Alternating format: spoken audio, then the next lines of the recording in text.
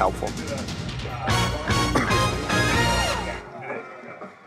Hello, ladies and gentlemen. We are live here from beautiful Herd Stadium to bring you Panthers football on this Saturday afternoon. It's not cold yet, at least, but it is a rainy Saturday afternoon. But we are here nonetheless as your Beverly Panthers get ready to take on the Knights of North Andover. Scarlet Knights, isn't it? Is it Scarlet? Max Preps didn't say it was Scarlet.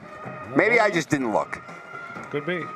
It could be Scarlet Knights. You know, I'll be honest. I saw the headset, and for a second, I thought it was, oh, no, is it another Crusader? And then I remembered, no, it's not. It's not a Catholic school. It's the Scarlet Knights. It's the Scarlet Knights. Because North Andover is known so well for its medieval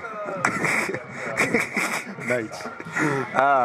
Listen, they're very chivalrous. Anything's better than Crusaders, though, I'll tell you that much. Jeez. Yeah. Start fighting with each other on the sidelines. That'll be authentic. We'll keep our holy wars off the field. It's not even that. They fought with each other half the time. Anyway, though, back to the actual point, guys. The Panthers, they won their opener against Gloucester. Yep. They lost one, I believe, on the road to Haverhill. In the meantime, you know, Hutton and this Panthers team trying to rebound after what was really kind of a season from hell last year. Yeah. I mean, injuries from the very start of the onset. I mean, things just did not go the way that you would want to. Yeah.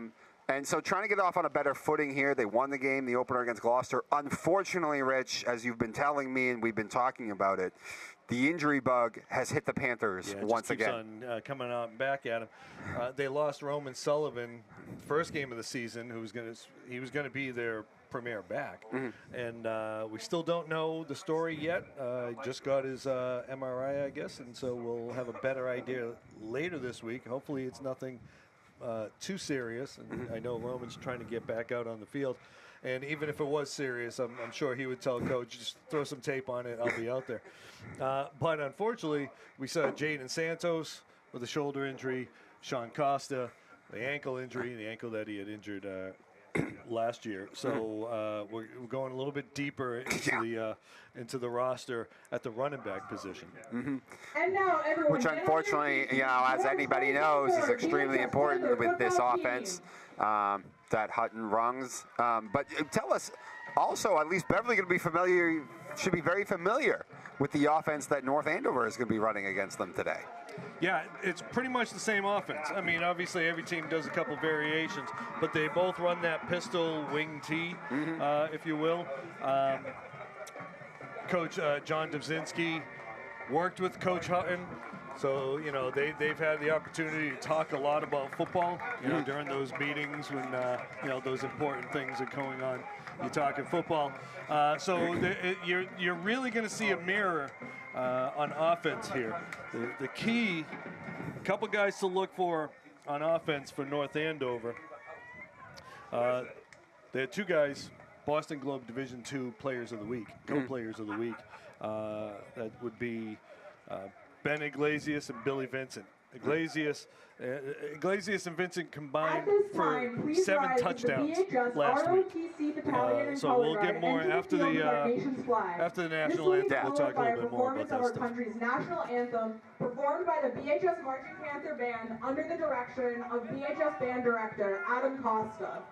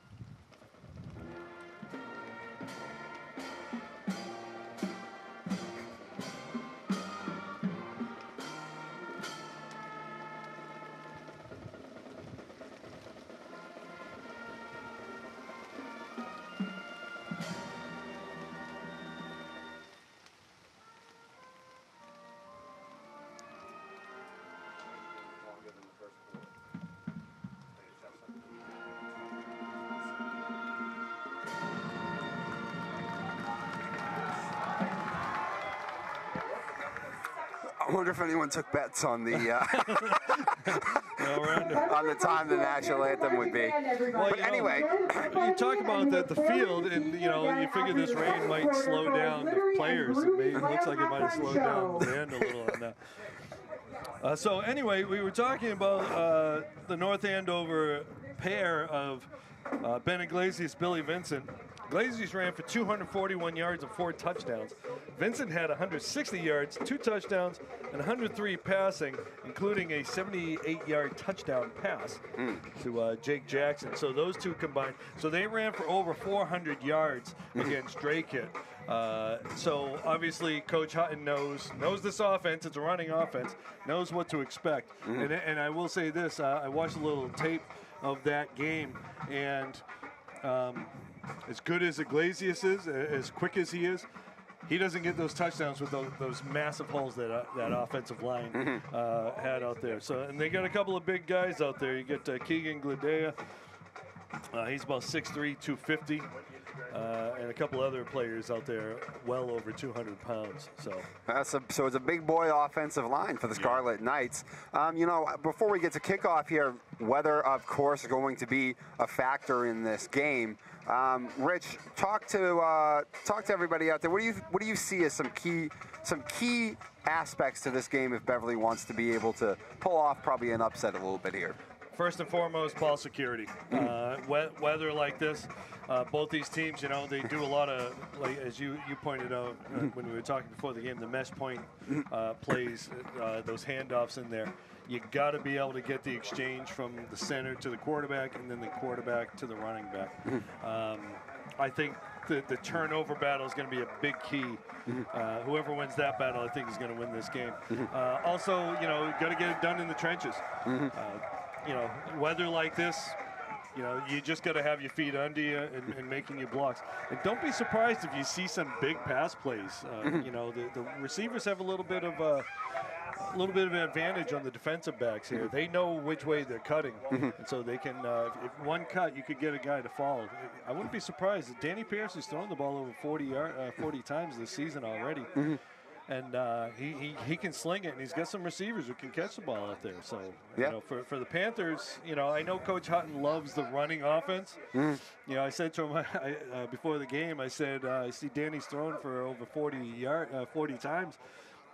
That's more times than you'd like to see him throw all season. Like, well, you got to go with what they give you.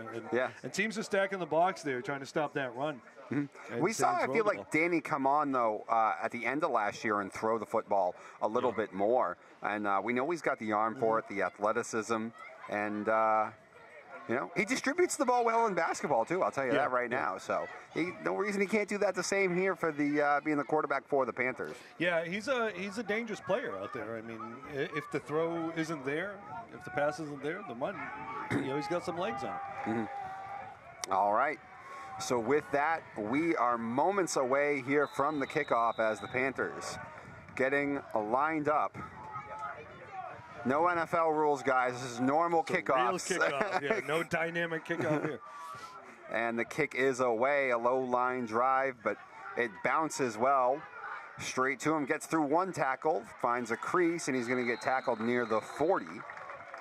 And obviously, when you run the kind of offenses that both these teams run, now it does sound like North Andover can get pretty explosive plays off of it anyway, though, but still, field position always somewhat comes up pretty big in these kind of games. Yeah, we saw Iglesias right there take that kickoff. So, and again, with this weather, we were expecting a much bigger crowd for this game, but the weather is probably, we know it's bad weather because it's keeping Tommy Donovan at home.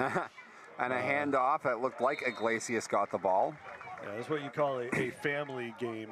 Pretty much the only people in the stands are family. That and, what else is going on this weekend, Dom? Oh, Mom Ball. Mom Ball. Mom Ball. That's taking everybody's attention to Harry Ball Field today. Wait, do they have to play today? I don't know if they're going to. I don't think they will, but. They probably will. Got to get it in, and they don't care. I'm going with whatever team Lisa Moreland's on to win Mom. that a quarterback keeper right yep, there by that Vincent? Cuban It keeper, was. Yep. Only picked up about a yard. Nice play by Xavier Ock there, coming up, making the tackle. He's come on pretty strong for the Panthers this year. Had an 88-yard touchdown kickoff return last week to start the game. Indeed. So as we talk about field position and all that kind of stuff, obviously they had themselves a nice return here. But on third down, the Panthers a chance maybe to get their defense off the field right away. Third and about, I don't know, 7 or 6.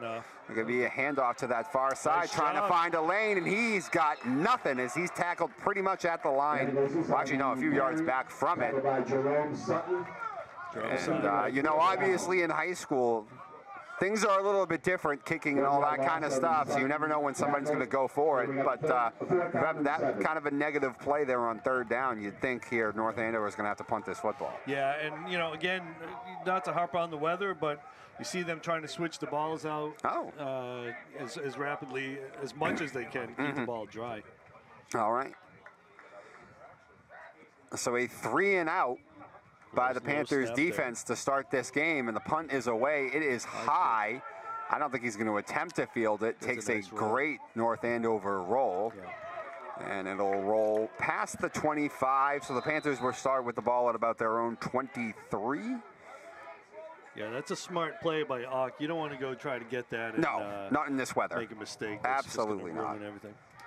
Talking about turnovers could be a key part of this football game, and there is no reason to be pushing the envelope, especially this early and after your defense, you know, starts the game off as well as they did. Nice 3 and out. Don't give the other team any kind of momentum.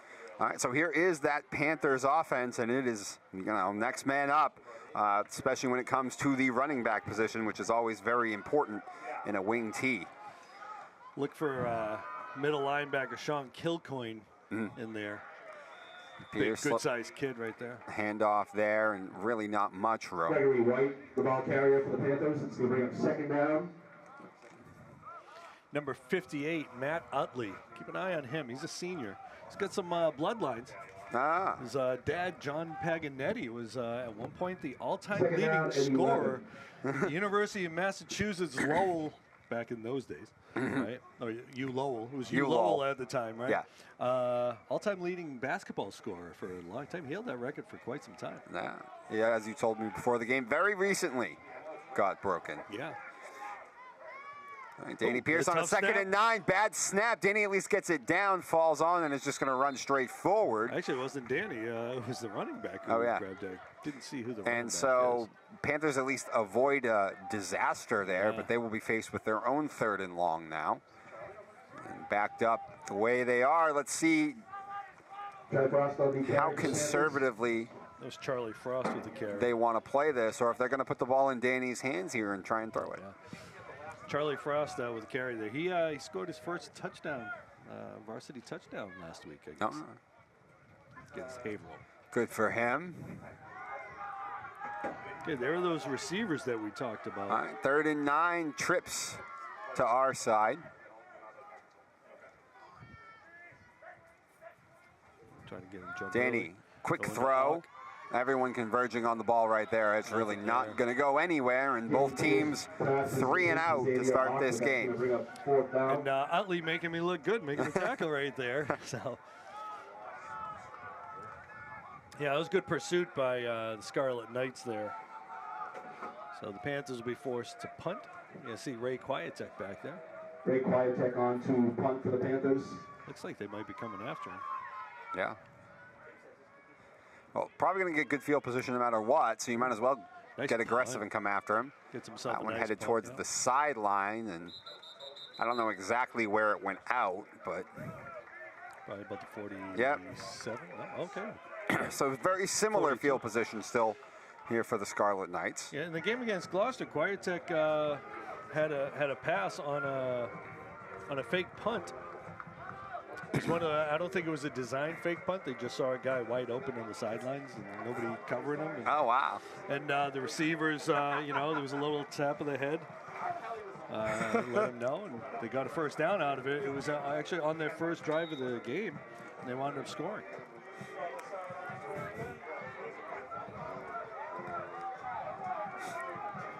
Must have been very exciting for the punter, Kwiatek. Yeah. Billy going to keep this himself. Bounces off a would-be tackler, but the man, I believe, stayed with it at least before he got some extra help. Looked like, was that Jack maybe who then got in on the tackle afterward? Yep. Yeah. It was. So as we had mentioned, the first game of the season, Considine was essentially a defensive end outside backer last year. He's really taken more the nose guard position now. And he just takes on multiple blockers to free up the linebackers to make the play. But he made that play this one. He did. 4-yard carry there by Billy, and they bring the man in motion.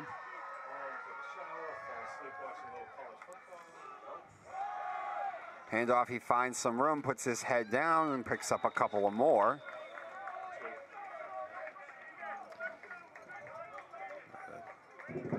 Benny Iglesias on the carry.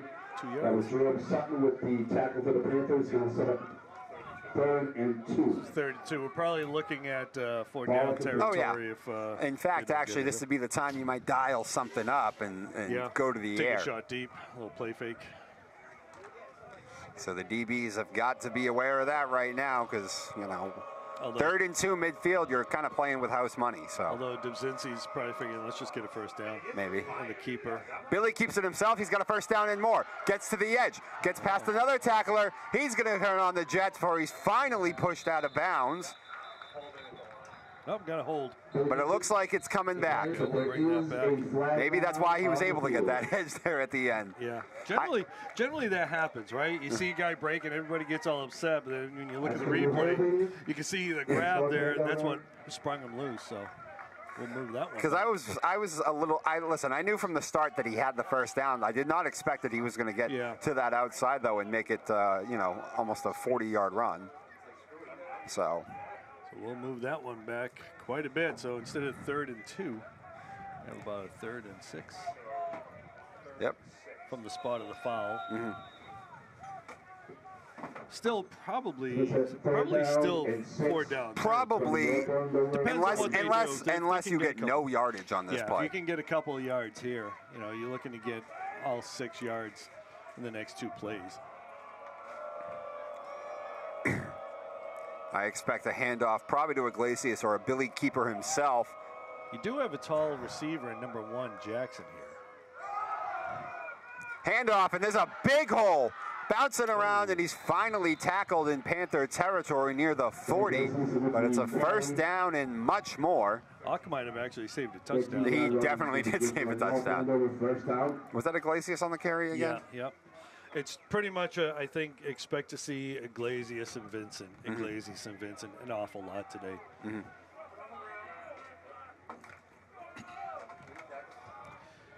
Keep an eye on number, not really a number, but 0.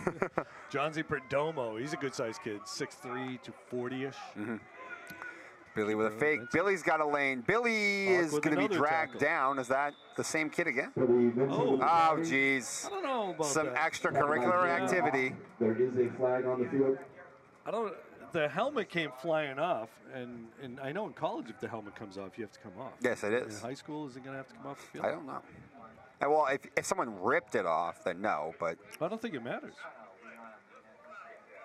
But yeah, it looked like someone was making a tackle there, and might have just grabbed. I don't know. Well, it's a dead ball personal foul against Beverly. That's going to hurt you. Yeah, it is. So North Andover is going to be really in prime position now. Well, the helmet didn't just fall off. It kind of flew up in the air, which probably means someone might have pulled at it or something. Allegedly. Allegedly. I didn't see it. I said might have. I actually, initially, I didn't think it was anything. It looked like nothing to me. All right. There goes Iglesias. I mean, Again, do I really he need is to say it at this point? Iglesias. Yeah. Yeah, I think we're just going to say it's a run. And it's Iglesias or it's Vincent. Looks like they got a first down. We see a lot of power backs. Iglesias a little more shifty. Yeah, he's quick. I mean, he's very quick. If he gets an opening, he's going to find it. And, you know, as we said before, there's some size in that offensive line. You know what I've noticed, though, is both times he broke some decently long runs.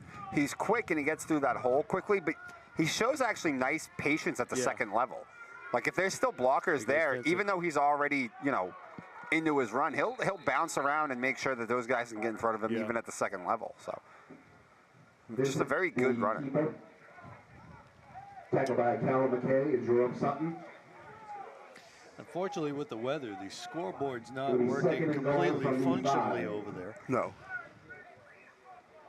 And with the yard markers down, really.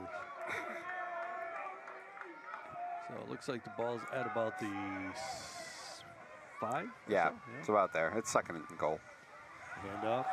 Handoff. Iglesias. Did he get in?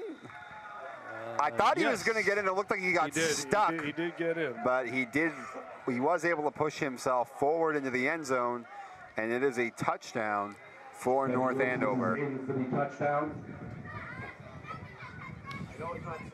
One thing I did notice, they do like to, on the touchdowns they scored last week, a lot of their touchdowns by Iglesias, they ran towards number 6. Okay. Their tight end, number 6, who's Kilcoyne.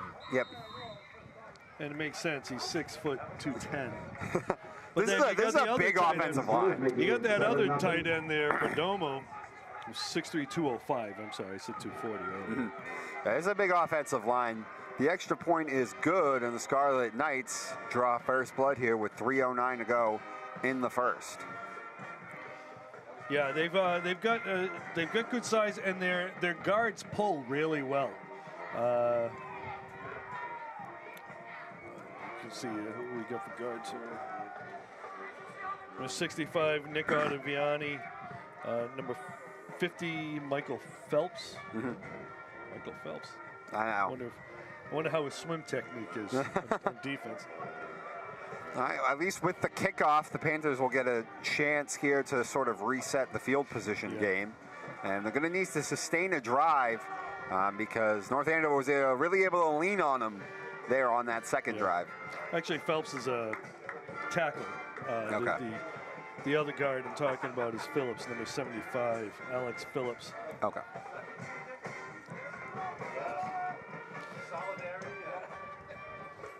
Like I said, they pull their guards an awful lot.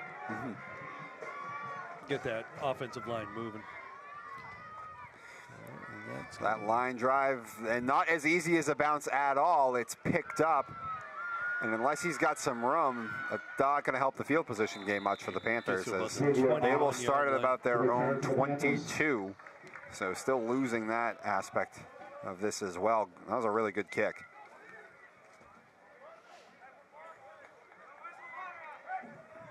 Beverly will start out first and 10 from their 21-yard line.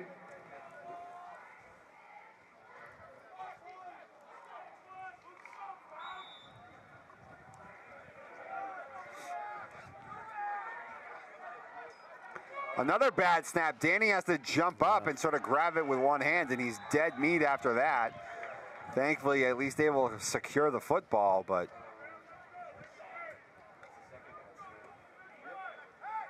weather playing an aspect potentially here. A couple of bad snaps that Danny has had to deal with, and certainly not helping things out.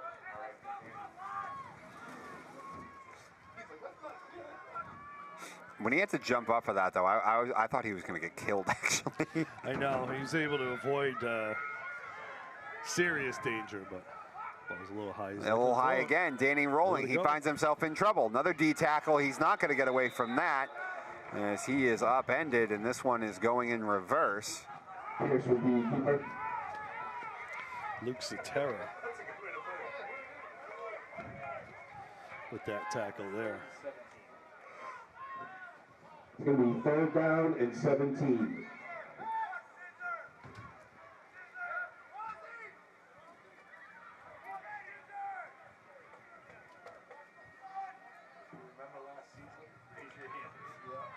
All right, so it'll be 3rd and a mile. That's a false start. Yep.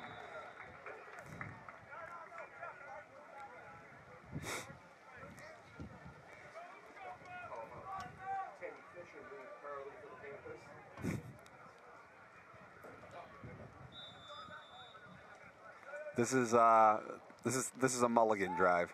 Yeah.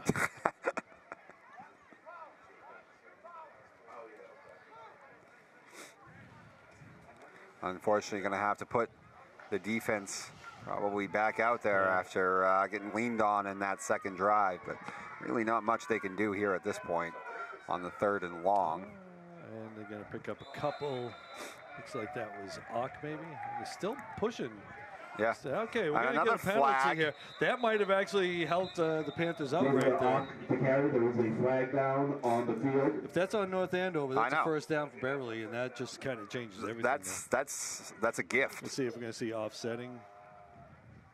No, looks like I think they're going to march this off. All right, let's see what they say. Yeah, that's so North Andover with a gift there to the Beverly Panthers, who's one of those big drives after giving up a touchdown. You know, the other team's leaning on you, and your drive goes in reverse. What that means right there is a lot of running on Monday. Right? That's about as detrimental as a penalty could be in only the first quarter. That should be a first down. Yeah. But it's a personal foul. Makes it a first down. Federation rules not automatic. According to our expert, Phil Stacy here. Thankfully, we got Phil Stacy in the booth to tell us that. So it's not a first down. Okay. So, well, if that's the case, why not take a shot on a long play like that? Yeah, well, I don't know. I feel like you want to be a deterrent. It should be an automatic first down. I know. There's no excuses for dead ball personal foul penalties. Yeah, okay, that's those federation rules. That's maybe why so many people complained when the MIAA joined the federation, National Federation of High School Sports. Not the Federation of Intergalactic, whatever, the Star Trek folks there. Sounds like a lot of incentive to be cheap. I know. All right, so Quiet-Tech back there. Everybody's covered. All right, so Panthers will at least Panthers will have to punt still. Did save them probably a good amount of yards on field position. Another high snap. Nice job. Gets up a good one. He does. Fair caught, just shy of the 45. That's North Andover continuing to start pretty much in that same space. Jake Jackson with the fair catch there. Maybe that player was aware of the rule. Okay, give him the business right there.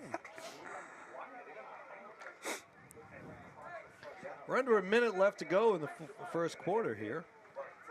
You could say whatever you want. I just realized I gotta be careful of criticizing the MIA. They work for him. Oh right. Yeah. Forgot about that. They are great. Everything they do is perfect. Yes, Tom, the MIA does everything perfectly. Keeper by Billy, bouncing around, picks up a couple. Couple players there in the backfield. Could have had him, but again, he's shifty as well. Talk about Gregory White.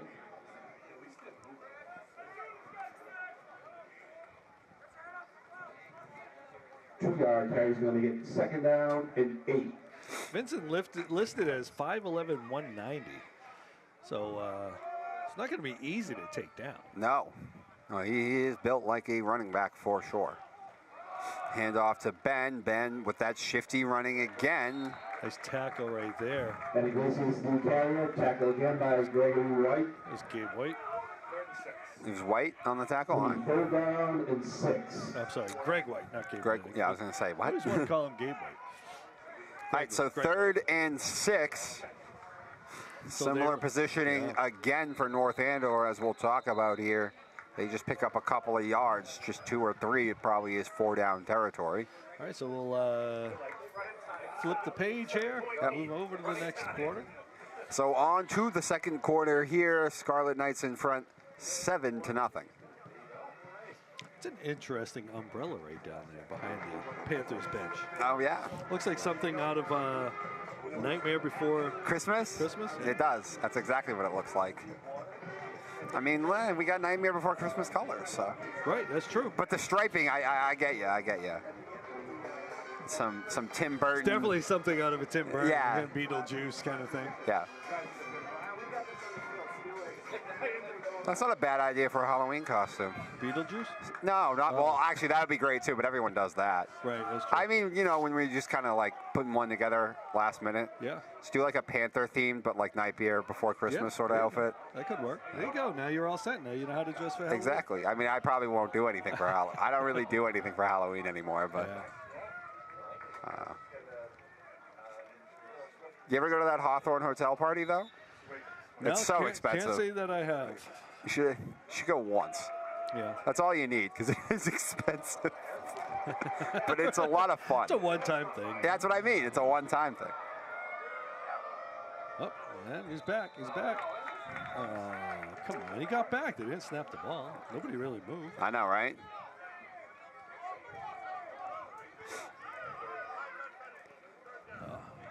That's going to make it 3rd and 1. Yeah. I'm not a big fan of that rule anyway. No.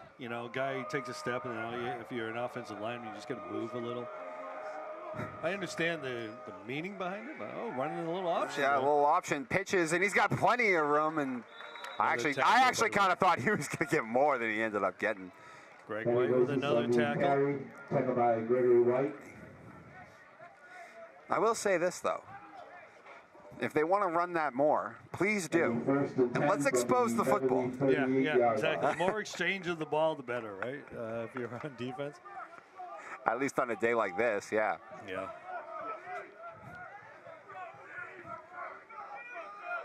All right, so 1st and 10, once again in Panther territory. Keeper. Bringing the man in motion, but Billy's still going to keep it himself. Again, he's not going down with that initial hit. No. He got hit at the line of scrimmage. And he only got 2 yards, but it's 2 more than should have. He just powered his way through it. Mm-hmm. Well, I mean, as you mentioned, he's 5'9", 190. He really is built like a running back. If there were scouts watching it, I said 5'11". But he's a running back. Sometimes being short is good as a running back. True. Iglesias, he's got a lot of room. Oh, nice. Continuing to shift around. He's going to get to the house easily, and it's another North Andover touchdown and another touchdown for Iglesias. Touchdown run for Ben Iglesias.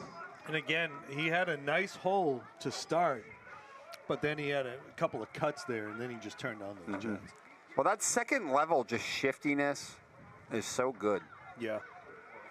And the ability to continue to keep running with your eyes, even at the second level, I think is what stands out to me about him. With Iglesias, it looks like you got to get him within those first 3 yards, because once he gets a little space. Nice job by the holder. Oh, can't get it. Hit the upright. That kick is off the upright and no good, so it'll be 13-0.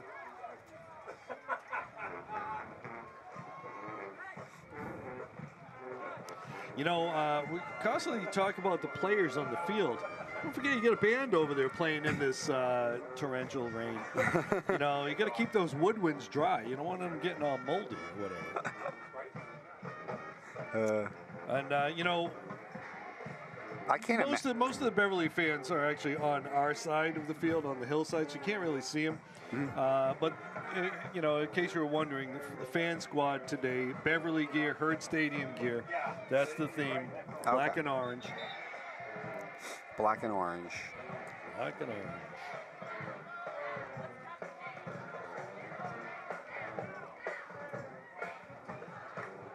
Yeah, it's a much bigger crowd on this side, on the hill.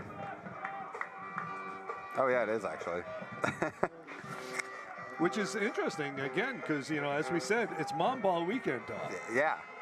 And really, this weekend, it's all that matters. Matt Reardon is hoping this game goes by fast, because he's got to get over to Harry Ball and enjoy himself. He's a super fan. He's a Mom Ball super fan. Bounces right to the returner, at least this time. He's got to wait. Nice little move. Nice move again, and he's going to get dragged down past the 40, and the Panthers will have easily their best starting field position of the day so far. Yeah, we don't know, Matt, if they're playing in the rain. They're very tough, so I'm sure. Well, I know if it were up to the moms, they would be playing, but the powers that be that run Little League baseball here in the city may not want them damaging the field. On the return for the Panthers. Although, if you look at this field, you know that the DPW does a heck of a job with all the fields. Yeah. Todd Rushton and the crew, always keeping everything in good shape. All right, Panthers got their best opportunity so far. Pass out into the flat. He's got a little bit of room. He's still on his feet and picks up a couple. That is Ock, who seems to be the one doing everything so far. Yeah, speaking of the field, this might be the last game we see down here on a Saturday at Herd Stadium. Listen, I will acknowledge that when it happens. I feel like I've been hearing about that for so long. I was down there. I know they're trying. I know. Listen, they're trying to put lights at the high school. We'll see when it all gets done. We'll see when they start putting the games there. But they've got the stanchions down. So nice that's a first down and Greg more. White with a nice carry there. Another little. That's good for the Panthers. A little bit more extracurricular activity there, but referee didn't see it. Made sure it didn't turn into anything more. Play to the whistle. But yeah, I'll acknowledge that when we get there, Rich. The schedule I was given. That's true. That's all based on what you're saying. Until we get that confirmation. We know that we'll see at least some games, maybe not football, but we'll see soccer, field hockey, or something. Oh, yeah. Yep. Looked like he had some space there, but that got shut down quick. No. Charlie Frost, the ball carrier for the Panthers. You know who was that? Charlie Frost. Okay. You know who is excited about lights down at Frank Forty Field? Who? Matt Reardon. He's looking to play some night games down there. For lacrosse, yeah. For lacrosse, yeah. Lacrosse under the lights. That could turn into a raucous atmosphere. I know, right? Right. Panthers in North Andover territory. Danny's back to pass. Throws a little high, but it's brought down. First down. Is that Sutton? Cal McKay. That was McKay, okay. McKay's the guy in the middle. Complete to Callan McKay. So Callan McKay on the pass from Danny Pierce. Coming into the game, McKay has 9 catches on the season. He's the leading receiver for the Panthers. And then you got Quietek and Timponi out there. Yeah, I was going to say, over here they were saying third down, but I was like, I'm pretty sure that's a first down. Yeah. It is. The first and 10 for the Panthers. New set of downs and best drive so far. Panthers really got to cash in, though. Oh, geez. And as I say that, that might have been. That might have been on the. There's a flag down on the field. That's a motion-related penalty, I believe. Mm-hmm. Illegal motion. Illegal motion or offsides. Well, it will negate what was actually a pretty productive run by White. They'll march it back.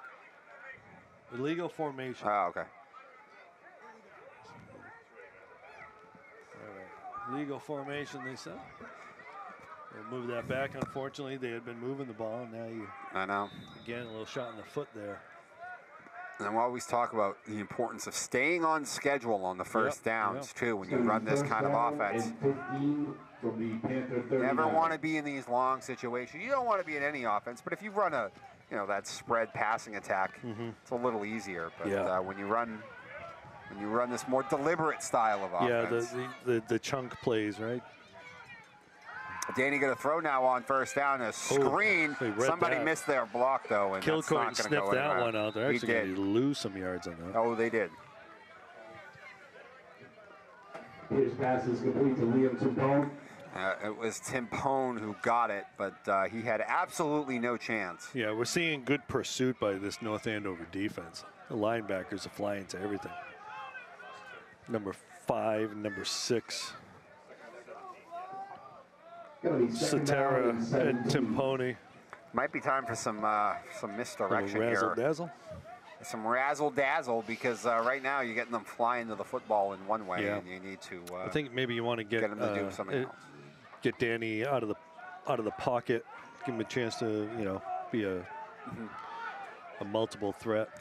I feel like I can't hear myself in my ear anymore. I don't know if my headset's working or not. But Danny to throw. Oh, nice pass. Nice throw by Pierce. That gets them back to around the original line of scrimmage, though. Again, so on that play, you could see Danny rolling to his right. Charlie Frost was there. It looked like he's the guy they were going to throw. That pulled that defensive back up a little bit, and he was able to go over that defensive back to Tim Pone. Comes up limping a little bit. He's going to bring up 3rd down and 8. All right, it's a little more manageable. Yeah. Again, 3rd and 8 is very manageable in 4-down territory. Yeah. The way this game is going right now as well, not out of the realm of possibility that they run this ball and then go for it on a more manageable 4th. Yeah. Although I wouldn't be surprised to see them do a similar kind of play, maybe actually roll them to the left here. Maybe. All right, Danny No, going to drop back. Straight Danny drop. throws. Oh, we got Lets him. it go. He's got him wide Quiet open. attack. He's streaking down. Touchdown, Panthers. Little pitch and catch right there. Quiet attack from Danny Pierce. Danny, 3 completions on this drive. 32-yard 30. touchdown pass. Danny It's the air raid Panthers. Yeah. Touchdown for the Panthers. Air Hutton, I said to him last week. That Air Hutton offense. Well, So Beverly needed an answer, and they got it right there. And it's, great drive, and then it's, you get the penalty, everything goes backwards, screen. That's a huge play right there. Yeah, and you just mentioned, you probably pick up a couple yards on the run, and so North Andover is probably thinking that same thing, and that's a really good play call. You got a one-on-one out there on the outside, and Quiet he's shown he's the deep guy. He's the little bit deeper guy there. And I want to give Danny nice credit. move. I want to give Danny credit too, not just for hitting the pass, but he hit him. We talk about when people talk yards after catch, right? So they just think the quarterback has nothing to do with that. Yeah. That's not always the case, Reg. Yeah, he led him right to it, put that ball right in stride, and it was a quick release. Didn't give anybody a chance to get in his face. I mean, he really got rid of that ball fast. And we know Danny's got an arm. He can sling it. And Quiet with a nice move, little post move right there, and then did the rest of the way. Like you said, the rack there. He ran probably another 20 yards with that. So was that about a 28 yards or so? All right, so that changes. It's a whole new game here. If they can get a stop here, maybe 3-0, shift things around. That gives the defense a little of a break, although obviously most of these guys play both ways. That's true. Still, there goes the 5:40, Glaciers. that ball fielded at the 18. And he's got some room to run on the sideline. Big tackle to save at least a little more. Looks like with the return. Danny Pierce, the tackle for the Panthers. Pierce with the kickoff. Pierce with the tackle. Danny Pierce right now kind of look like Bugs Bunny. I know. Once again, great starting field position for North Andover as they will start literally just a few yards shy of the 50. Kind of feels like the rain's picking up a little bit more. It does. North Andover takes off. As the rain is coming in on us in the booth. The keeper by Vincent. Keeper by Vincent, and he's got a lot of room shifting around. He's got the edge. He's dragged down past the 30. Billy Vincent, the carrier. So again, we're seeing a little bit more traditional style of this offense from North Andover. Not really throwing the ball. No, and not too much crazy mesh point stuff or anything like that. Again, probably pretty predictable though. With the weather is what it is. You want to kind of. Well, the way the offensive line's blocking, why do anything kind of crazy? Hands off to Iglesias, but Nice they got him in the tackle right backfield there. that time. Was that Sutton right there? It looks like Sutton. Or was that McKay? I think that was Sutton with the tackle. I think it was Sutton. Sutton? We'll credit Sutton. Callum McKay, the tackle. Okay. No, it was McKay. Yeah, Reardon says it was Cal McKay. So Callum McKay, and after the big explosive play on the first play, nice play there by McKay, and they'll be 2nd and long now. Again, both of those players, McKay and Sutton, are juniors. Nice. Now would be a nice time for a weather-related turnover. Yeah. Keeper, you almost slipped. Billy slips. Big tackle right And there. he is stuffed Number 77 at to the Ricky line after Torres. Torres with the tackle there. Keeper, tackled by Ricky Torres. Moving back a little bit more. Third down and 14. Third and long. You know, Rich, we really haven't seen them go to the air at all yet. How aggressive do you think they're going to be here on a 3rd and 14? Probably not. Probably try to get the first down in 2 plays. Hey, you know what? I want to give number 15 there, Thomas Laval Pichello, a lot of credit for being the guy exchanging the balls on every play. Oh, he's throwing Billy's it. going to throw. Billy's got one man wide open. Busted coverage. Makes another man miss, and he's tackled inside the 5. So Nice. a 3rd and 14. And the Panthers, a busted coverage, it looked like there. Big play right there. He's kind of snuck out into the flat, and he just kind of kept on going on that wheel route. Pass sets up first and goal from the 5. Again, you know, maybe Beverly was thinking what I was thinking, just try to pick it up in 2. But I know. That's a backbreaker right there. Yeah. That hurts.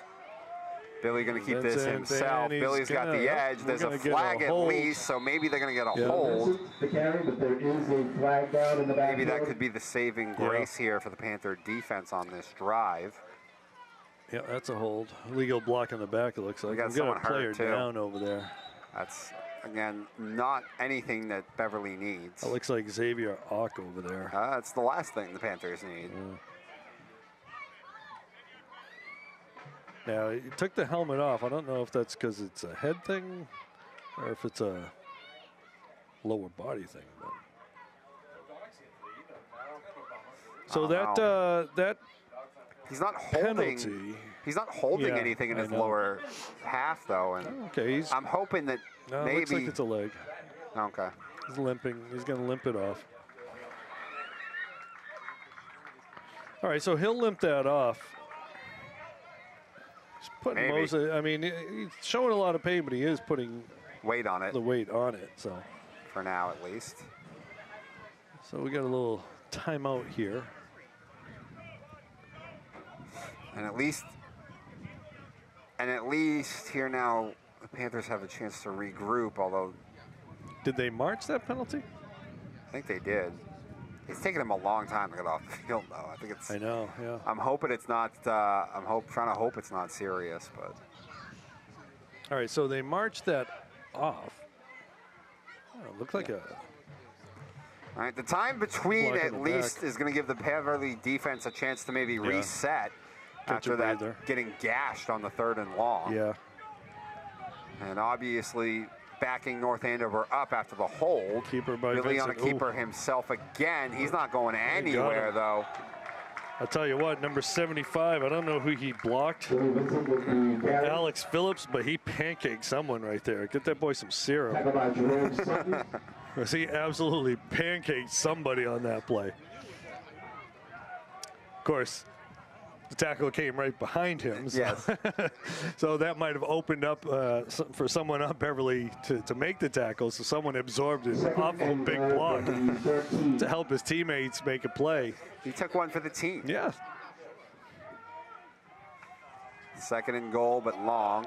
Iglesias slicing through again. Weaving his way through when he picks up a nice little chunk there. We're going to get to a 2-minute warning here in a second. Tackled by Jack Constantine.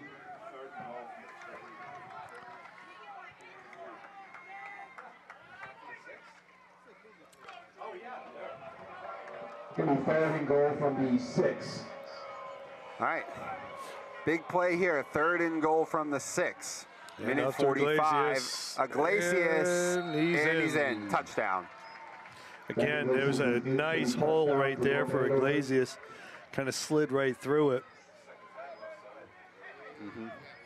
Continuing to use that left side in order to do it. And Iglesias has himself another touchdown. How many did he have? He had Week 4 last week. Okay. He's got 3 today? Or does Billy have one of them today? It's It is all 3, right? Okay. He's got 7 touchdowns in 6 quarters. 84 yards rushing so far. 7 touchdowns in 6 quarters for Iglesias. Going for 2 here. Yeah. Yeah. Billy, a little bit of an option there. And he's in. And he's in. So after missing the last extra point, North Andover elects to just go for 2, make it an even 2-touchdown lead. And they're up 21-7 with 1:40 to go in this first half. Yeah, so when you get that double threat quarterback right there, you can run or throw. It makes it real tough, stretches that defense. So we got the ability to have a dual threat quarterback in the red zone is so big. Yeah. So we're under 2 minutes here. Beverly trying to go into the 2-minute drill. Try to maybe get some points before the half. Yeah, and we saw Danny sling it at least pretty good last drive. 3 completions, including what was about a 28, 27 yarder to Quietech for the touchdown. Yeah. So.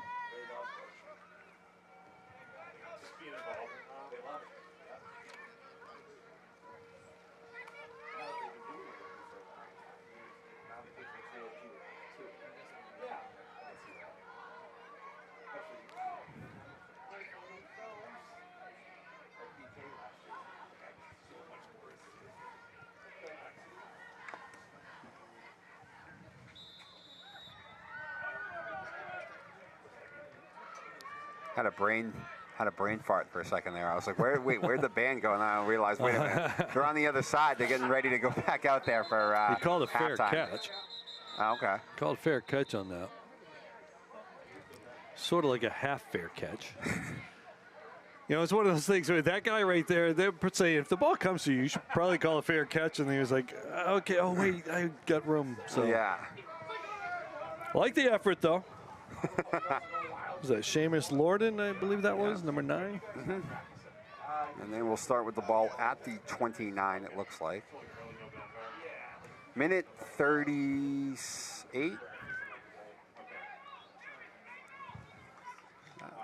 So as you mentioned, Panthers going to have to go in their 2-minute drill right here, which is not something that a wing T is usually built for, but Danny has thrown the ability to throw the football in 1:38 to go. Danny throws, puts one up, and there's nobody in the vicinity. Little miscommunication there. Quietech was stopping. Pass was intended for Quietech. Quietech ran a stop route. Danny was throwing to a go route.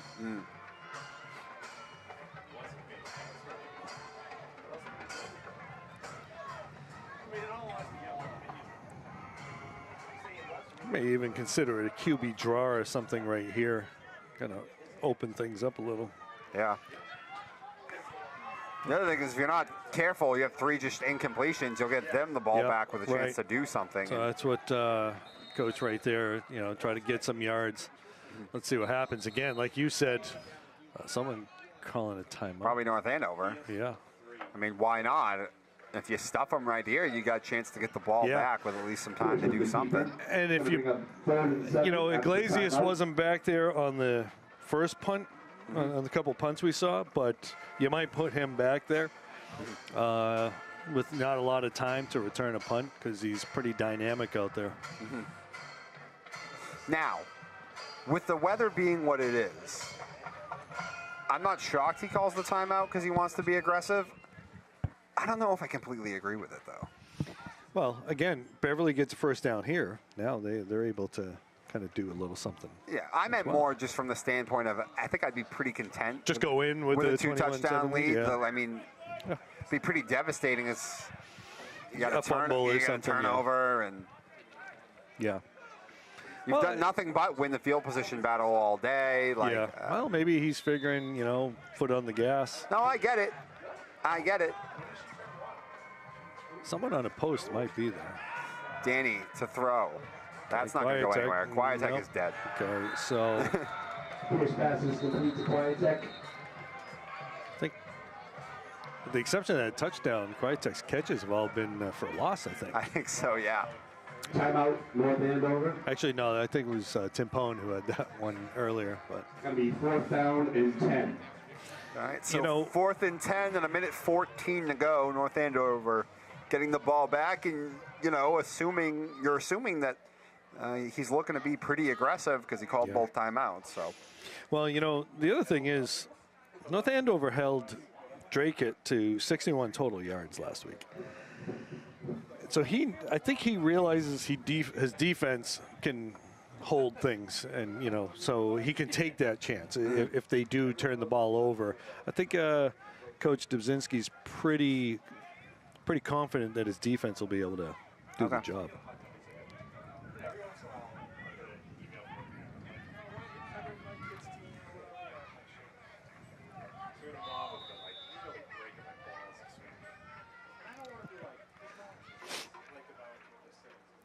Man in motion. They don't really go too deep on that punt. Oh. No. Kind of a line drive kick, so he's going to have a lot of chance to get a return. Jackson. That's Jake Jackson. Again, Jackson had a long touchdown over 70 yards last week against the Middies. Pushed out at about the 41. Minute 5. 1 timeout. Again, you got 2 dynamic players there in Iglesias and Vincent.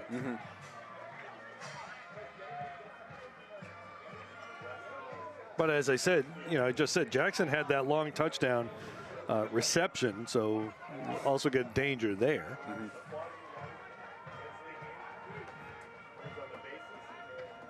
And the rain has eased up a little bit now, but obviously the field's still wet, so that's the ball good. is. The band will be able to keep the woodwinds a little bit drier now. All right, minute 5, North Andover. Right, you're going to get a timeout. A timeout by Beverly. Coach Sutton saw something he wasn't too fond of. Timeout, Beverly.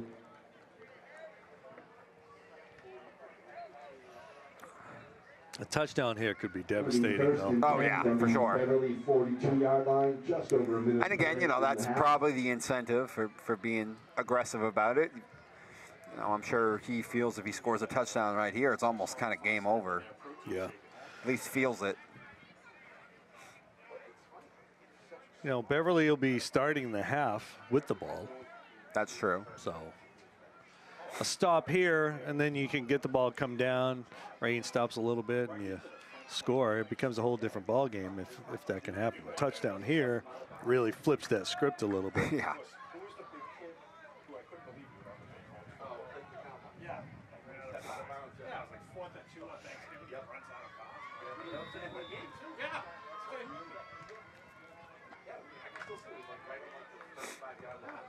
All right. So North Andover beginning this drive here right before halftime, trying to extend this lead. Jackson. Billy's going to throw. Yep, Billy lines up, airs it out, adjusts back to the football, catches it into the end zone, and it took just one play and another penalty, some extracurricular stuff. And actually, from the look of it, it looks like it could be on North Andover. But I believe if it's after the play, so it doesn't really. Flag down on the field. All right, so Yep. the touchdown counts, gives Coach Hutton the chance of taking the penalty on the extra point or on the kickoff. I think we know what he'll do on that. But, you could see Vincent looked over at Jackson. He kind of took a little peek over there and was like, oh, I think he's throwing deep to him. And then it was really kind of a little battle out there. And Jackson caused a little separation, was able to make the back shoulder catch there. He had Jackson one-on-one on the outside down the field. Why not throw it up and take that shot? Yeah. And we just mentioned how Jackson had that long catch last game. And we're going to get a too many men on the field penalty. Okay. As the Beverly player did not get off on time, but they did kick it through. Oh, he missed it. Okay. Decline the penalty. Point's good. All right. Penalty is declined. The kick is good. All right. So the Panthers will be getting the kickoff a little closer than they. So they still might have a chance. They can get a nice return here. Now, I don't know. Do we see is Ock is still on the sidelines. So we'll have someone else back there returning the kick. All right, we're going to announce the winning 50-50 ticket shortly. Looks like it's a neck injury on Ock. Looks like they got ice on the back of his neck. Okay. All right, the winning number is I can't tell. 5694385. 569 4385. You can pick up your winnings over by the Snack Shack. All right, so Tommy, if you're watching at home, we just heard the 50-50. So, all right, I gotta participate in that at least once. So who do we got back there? We got Quiet Tech and can't see the other number. Cole Fowler, maybe? Yes. Quiet Tech and Cole Fowler back there.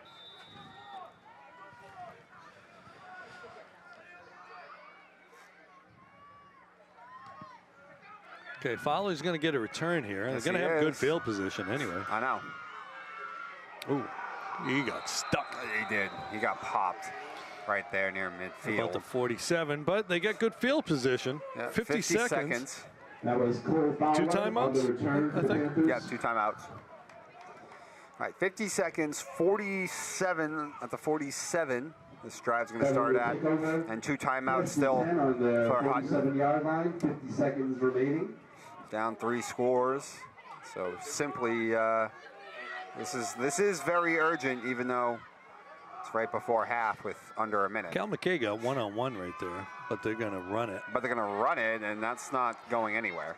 So it looks like they're going to try to run the clock out there. Dragged down for a 3-yard loss. I mean, he's just trying to hope he can hit an explosive. Brady, you like the ball carrier?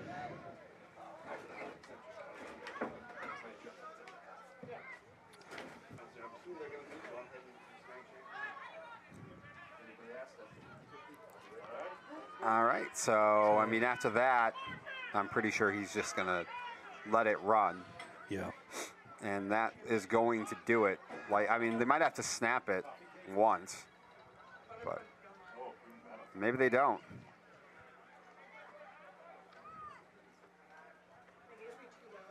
All right, so that's going to be the half. Timeout. 1 second left. All right. So it looks like they took the timeout to avoid the penalty. So they're going to have to run a play. Maybe he's thinking Timeout. Hail Mary. I don't know, but I guess. something tells me they're just going to. But if you wanted Danny's to, just if you gonna wanted take to do a Hail Mary, wouldn't you run it again and then call timeout just to get a few more yards? Yeah, maybe. Yeah, I mean, that's still a long pass for a high school quarterback. I know, but still, I would just think that you would, I don't know. Yeah, try to pick up some time. Yeah, I don't know. Hook and lateral. I'm guessing we're just going to see a kneel, but Probably.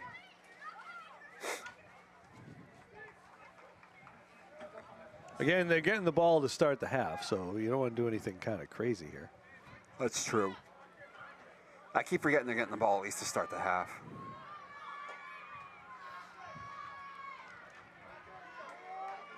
Now let's see what they do. All right. Doesn't look like he's taking the knee. No, it doesn't.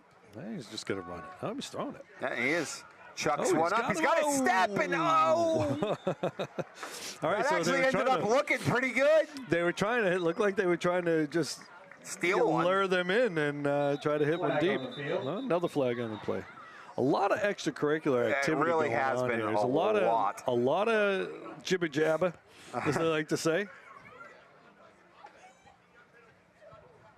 Okay, so that one's on Beverly, 15-yard penalty to start the half. Yeah.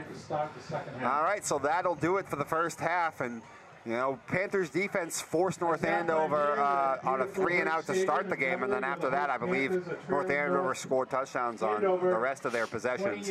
They're going to go into half right now up 28-7. Any quick thoughts here before we take a break? Again, pretty much North Andover coming as advertised. You get 2 guys who can just really run the ball, and you got the beef up front, you know, and so that's what we thought North Andover would be like. Exactly. Pacers at least get the ball to start the second half, as mentioned, to at least cut into that deficit. So we'll get you out to that second half in about 15 minutes for. But before that, you get to watch the band during halftime. That's right. They're going to stay on that. We're covering the band. They can cover. You can watch the band. We'll get back to you though in just a few for that second half.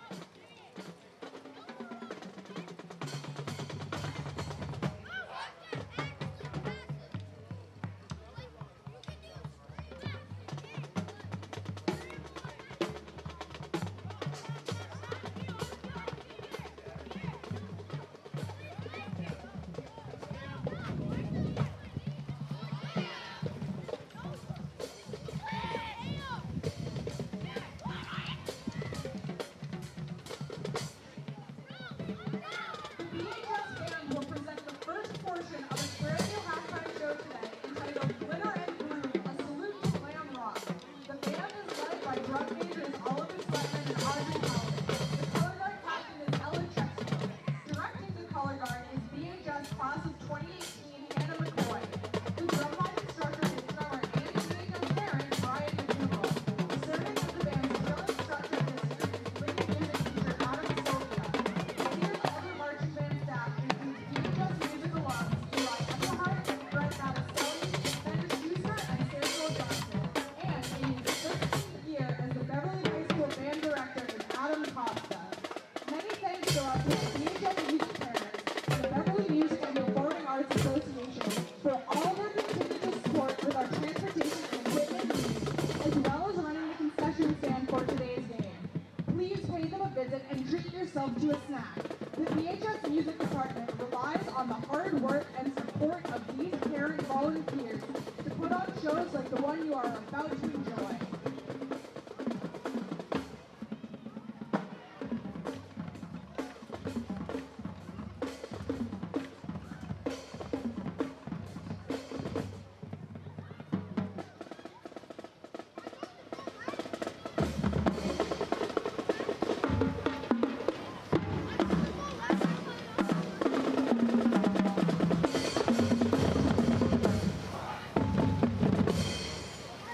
Drum majors, are you ready?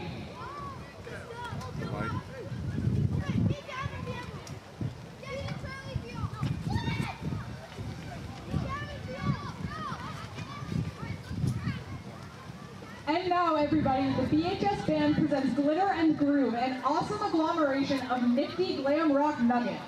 First up, a song from one of glam rock's godfathers, not to mention the undisputed king of shock rock. Here is School's Out by Alice Cooper.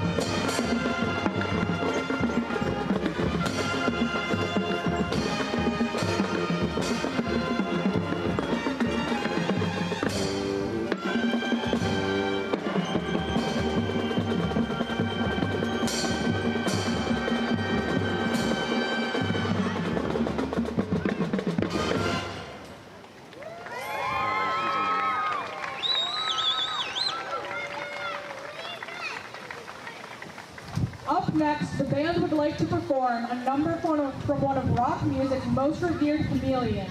From the inimitable David Bowie, here is his 1983 classic, Modern Love.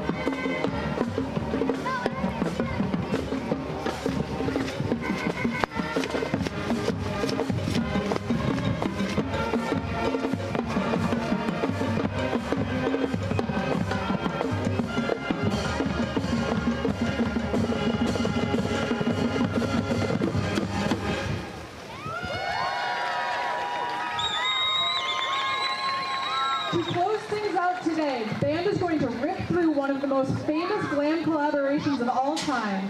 Unfortunately immortalized as a sample by Vanilla Ice in 1990, but originally co-written by two timeless titans of rock a decade earlier, here is David Bowie and Queen's Under Pressure.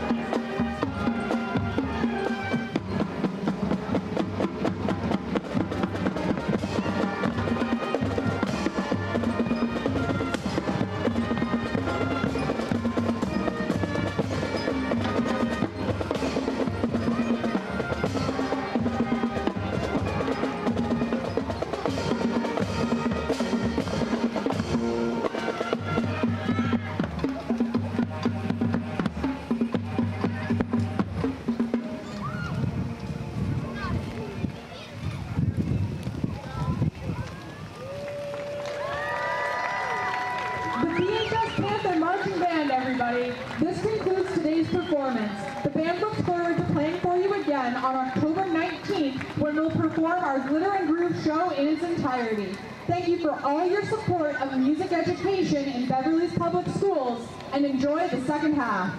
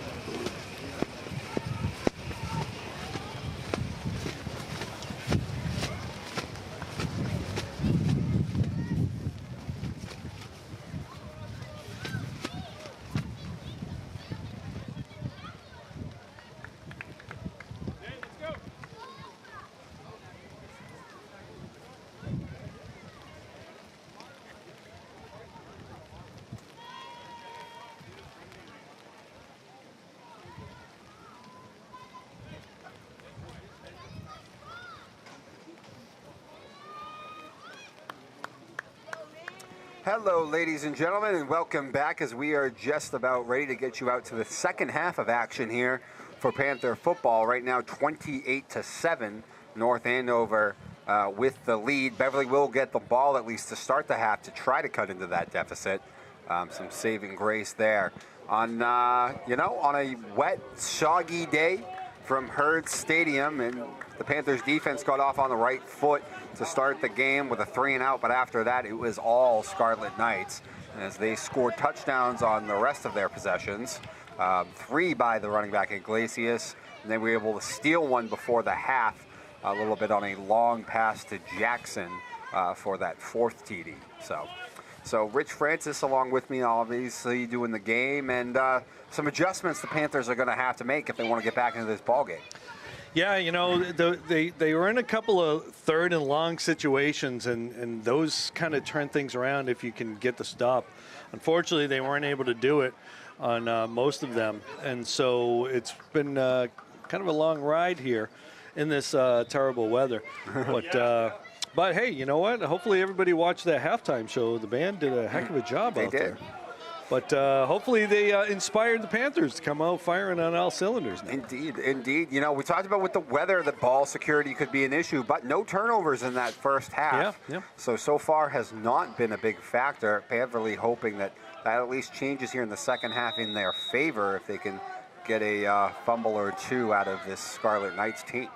Yeah, so Scarlet Knights kicking from a little deeper because of a penalty. Yep.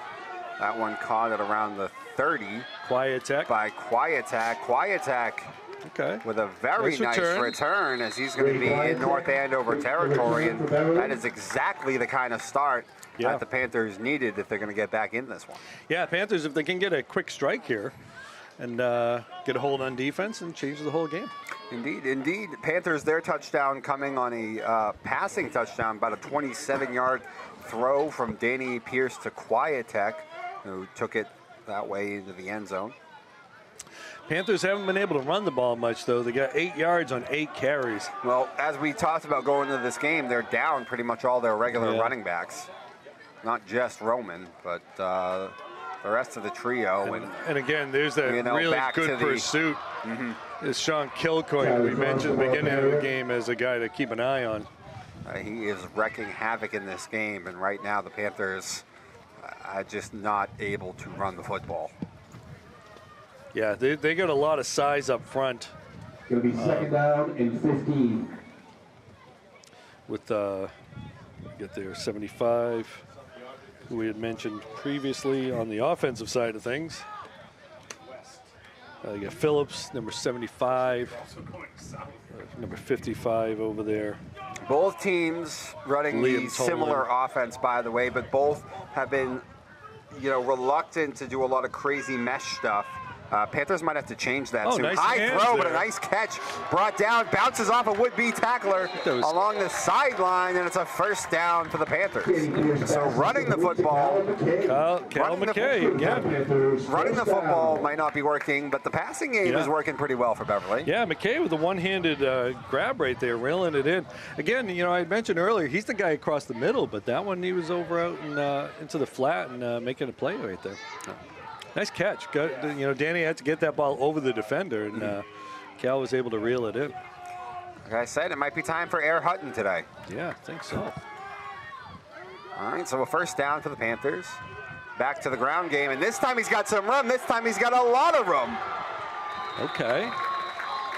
Gregory White with the ball carry there, and that's a first down and much more, and it looks like it's going to be the first goal to go here for the Panthers of the game. So normally you talk about setting up the pass with the run. I think they kind of set up the run with the pass right there, open things up a little. 17-yard run by White is good for the Panthers' first down. Are they not quite at the 10? No. So it's. All right, so they can still pick up a first down. That's always helpful. Yeah, ball's at about the 13, 14 yard line. Oh. Big hit right there. Time. Big hit and maybe a penalty. Penalty. It might have been a head tackle. Okay. Yeah, let's see what Spearing? I think he's saying he grabbed him by the back of the helmet. Oh, okay. No, there is a flag. There is a flag. Yeah. Face mask. Yeah, face mask. He actually grabbed him by the back of the helmet. Okay, so that'll give him a first down. Yeah, it gives him half the distance. Yeah. Face mask penalty against North Andover, half the distance to the goal line. So it's not an automatic first down, I guess. Again, that's one of those things. Federation rules changes it. Yep. It's the Federation, not the MIAA. Yep. It's the Federation's problem. All right, there's that penetration we're talking about. White with the carry. Yeah. As we talk about, Rich, the MIA does everything perfectly. Yes, absolutely. That's a big loss. It really is. A 5-yard This loss. is the inability to run the football is going to be even worse down here when everything's packed up. You don't have as much room for the passing game either. And as you mentioned, the East-West thing they have not been able to get an edge. And when you're already down here in good field position, the last thing you want to do is have negative plays. You got to keep this thing north and south. And okay, so a few players moved on that. Pierce actually moved going back, but the defense moved before him. So there you go. All right, so another gift there, though, on this drive. Two penalties in the last 3 plays by North Andover. This makes it a little easier looking at a first down. Oh, yeah. You don't have to get in the end zone right now. Well, pretty much down at that, is it at the 1, basically, though, that's going to be the first down? Or is No, it it's 2? Actually closer to the 3?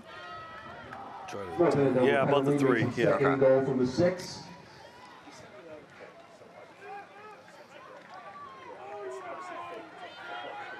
Either that or the guy's just holding it there. Yeah, maybe it's not true. Maybe that's just where he's holding it. Oh, There's look at that. Gregory again. Gregory in. Touchdown, Beverly. So problems running the football, but Gregory White didn't have problems on his 2 carries. All right, nice. Of this drive, and set up also nicely by the pass from Danny Pierce to McKay, and the Panthers have their answer right there. Yeah, that's a good answer to start the half. Right there. If they can kick this one through. Maverick Janest. That's good. Good start for the Panthers. Yeah. Now if they can tighten things up on the defensive side. That kick is good, and Panthers got themselves an uphill battle here in the second half, but they started off on the right foot, a very nice touchdown drive. 28-14, and hopefully that that great offensive drive in TD can spark the defense here on the opposite side. From the looks of it, it looks like Xavier Ock is going to be out for the rest of the game. That's loss. too bad. He's been coming along really well, making his name known out there on the field. Yeah, I mean, you know, he was a big part of the 3-and-out drive. He was a big part early in this game when he was playing a ton of tackles, it seemed like, and you know. So it looks like he's limping. It looks like it's a leg thing. Maybe not that neck thing we were worried about. I want to get that kid a jacket though. I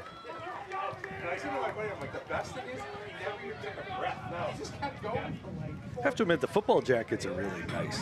Oh, they are. It's a good thing. They are nice. That guy's wearing a shirt from like 1987. You can't see him on the camera. I'm just talking to Dom, but someone looking for a lost phone. Yeah, it's not basketball. We're not on camera for the football ones. Well, the only reason we're on camera is so we can advertise the Tom Donovan pastel collection. Oh, he's bouncing around. I know. Blazes. Okay, they got him. He's able to actually save things a little bit, at least get his team back to about the 25. Yeah, I picked up about 10 yards on the return after fumbling it around there. Looked like he might have had a chance to break it, but I know. I actually was very concerned for half a second. So again, Iglesias, he looks like a guy, if you can give him a little seam, he can make stuff happen. But, you know, early on, we talk about field position and all that. Beverly had put themselves behind the 8 ball from the get-go on the field position game in this game. Yeah. But this time, North Andover, probably their worst starting field position so far. Keeper.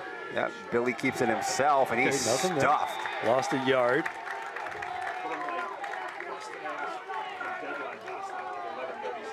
You know who Iglesias reminds me of? Just more so on the speed and build is, remember Eli Batista played for Peabody? Oh, yes, I do. Yeah, that's kind of who he reminds me of. Kind of hard to forget that team. Yeah, right. They were really good.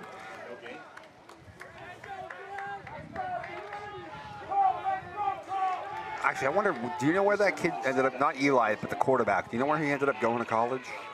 Is that Shea Lynch? Yeah, Shea. I don't remember. I got to look it up. I want to say maybe even Endicott, but I'm not sure. He might have. Kid was good. Yeah. Wasn't fun as a Beverly opponent, but it was fun watching them because I remember it was COVID when Shea came in, and freshman, and all his receivers were freshmen. I remember doing that game and being like, ooh, they got something here. Yeah, I was like, they got something here special. All right, so they only gained about 2 on that, so we got a 3rd and long, which has been kind of the bugaboo for the Panthers today. 3rd and long. Let's see if Hutton does decide to dial something up and some movement along the line. Now it's going to be 3rd and longer. Well, you know, I'm just going to say it right now. The other 3rd and longs haven't worked out. Yeah. Dial something up. Yeah. Let's get the ball out of his hands.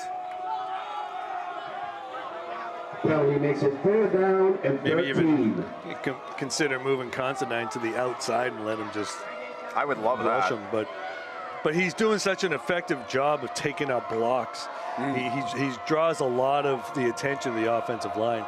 But he is on the outside here with the 3-man front. He is playing a defensive end. Vincent. Oh, he's throwing long again. Rolls out. That pass is caught. Flag down. Okay, so that's a beautiful pass by Vincent, really right on was. the sidelines, pitching it, dropping it right in there. But we're going to bring it back with a penalty. Illegal man downfield. Illegal man downfield. Yeah. All right. Happens sometimes on those rollouts. Yeah. Usually more improvisational stuff, though, that makes that happen. That was designed that way, so it's really just kind of a gaffe. North Andover shooting themselves in the foot on 3 different times here to start the second half. Yeah, Panthers catching a break on that one because, again, that 3rd and long. I don't care how long it is, man. I kind of want to dial it up again. Right now, you're not able to hold up on the back end. Well, if you dial it up, you force the quarterback to get rid of it quicker. That's my... Right? And prevent those longer ones, and then you got to worry about a little flare out to Iglesias or something. But right now, coverage downfield ain't working.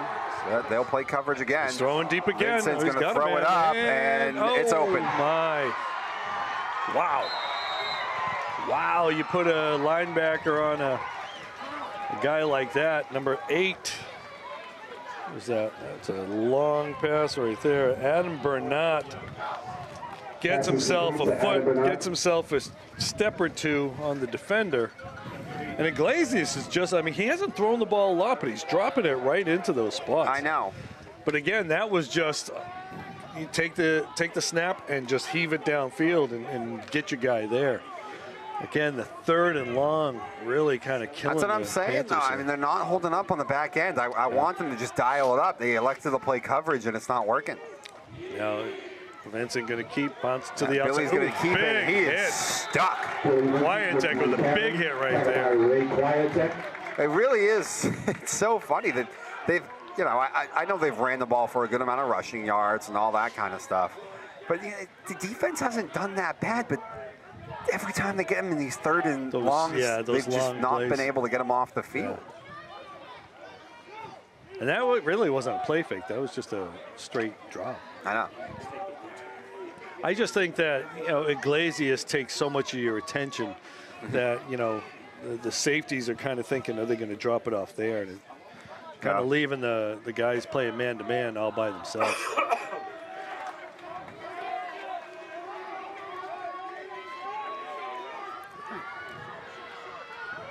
Not really any gain on that. 2nd and 10. Hands off to Iglesias. And he is wrapped with up. The tackle. He had a hole there if he doesn't get him, by the way, either, too. So. Considine shed his block and just read it, sniffed it out, making a play. Again, another 3rd and long. Well, I was about to say, but deja vu all over again. It's 3rd and long.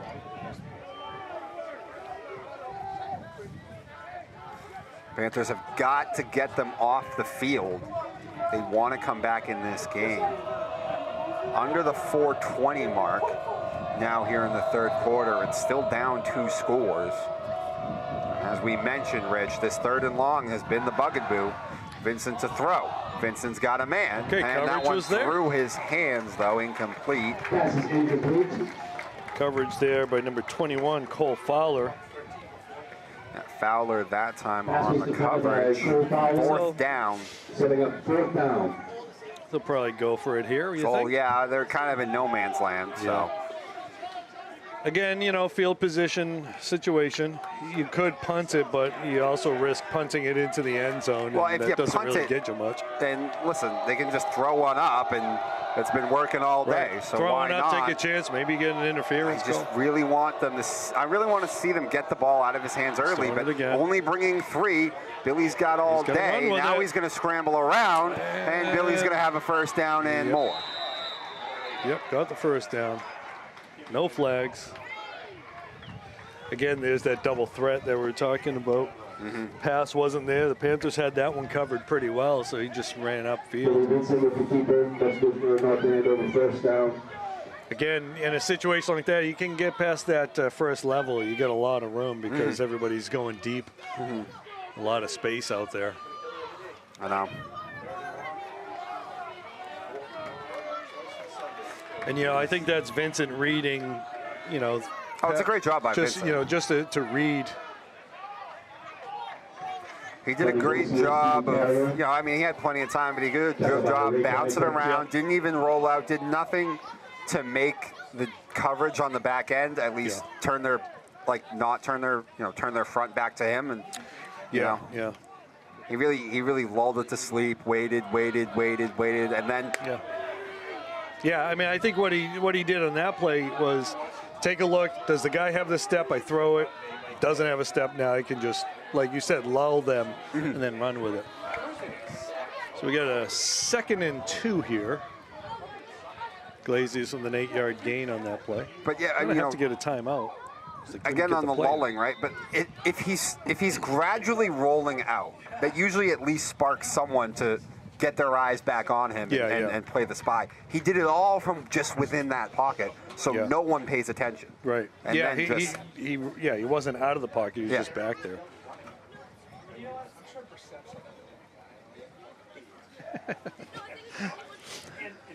Little Patriots talk over there on the other side of the Pats booth. fans, I'm going to say it right now. We don't want Drake May to play. I'm telling you.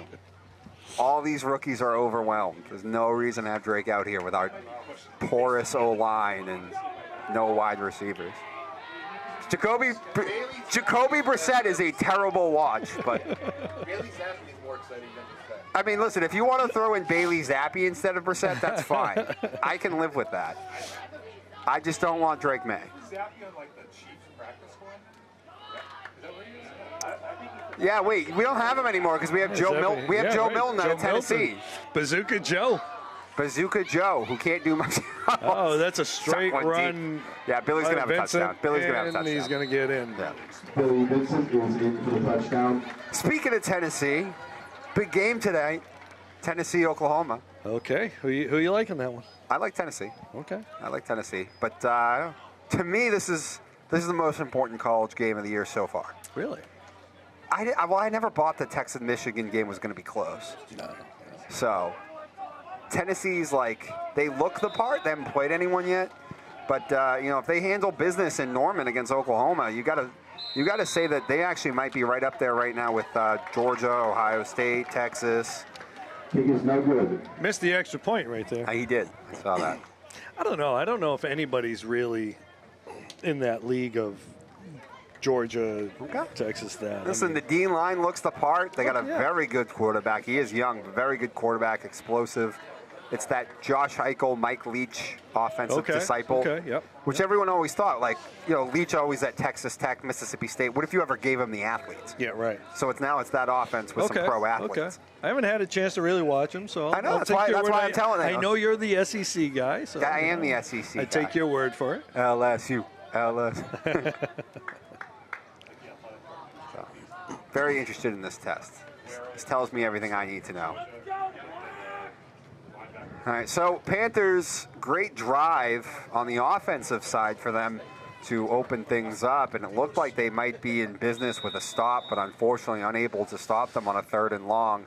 And after that, they marched down the way, and then they had a 4th and long, and they converted that as well. So, well, the other thing that we're talking about, those 3rd downs, those last couple of 3rd down passes, with Ock out of the game, that kind of moves guys around. His knee was on the ground. Yeah, his knee was definitely on the ground. Yeah, with Ock out of the game, you got to move a few guys around, and then you maybe have some guys playing not where they normally are playing or whatever. So again, the injuries. One other thing we got to mention, right? Roman Sullivan, we know he's been out. Jaden Santos and Sean Costa are also defensive starters. So you're reaching a little deeper into your bench. Oh yeah. And then, as you mentioned, then Ock goes out of the game too, or early on. Yeah. And it's just, But I'm sure at some point Hutton's he is up and about on the sideline, so that's a good sign. Yes.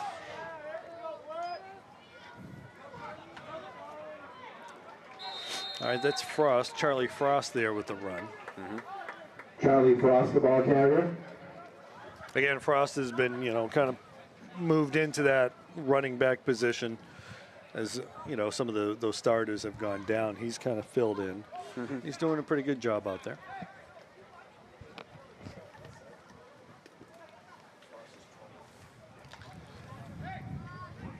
I didn't know he played football. Charlie Frost? Yeah.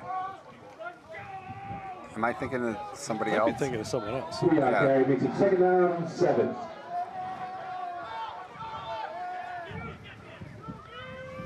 Trying to bounce that outside. And Oh wait, I was getting them mixed up. I knew there was a brother of another basketball person. You're thinking Charlie Silver, aren't you? Yeah.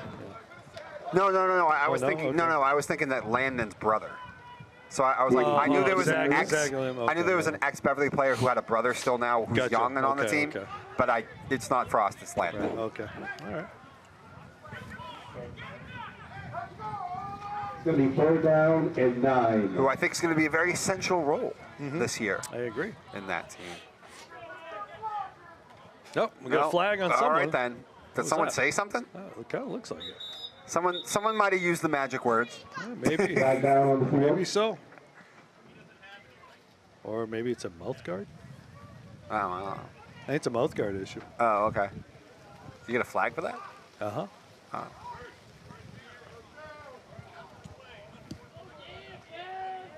or maybe not. Maybe I don't know.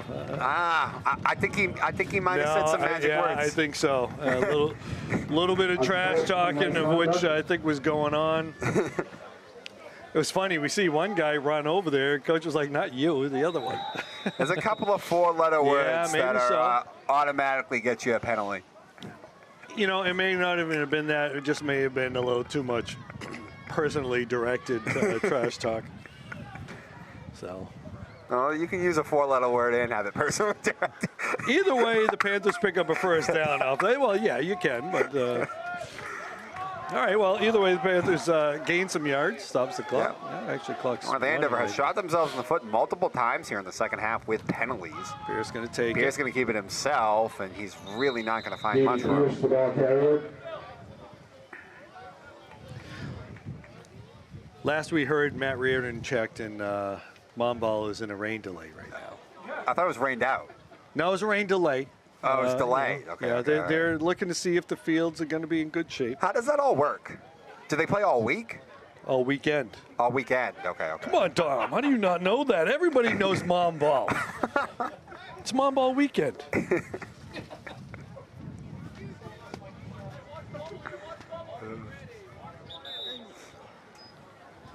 Well, I don't work at Harry Ball, and I haven't worked at any of the bars in Beverly, so I'm 0 for 2 on the being around it. We do know some of the bars may get a little patronage this weekend.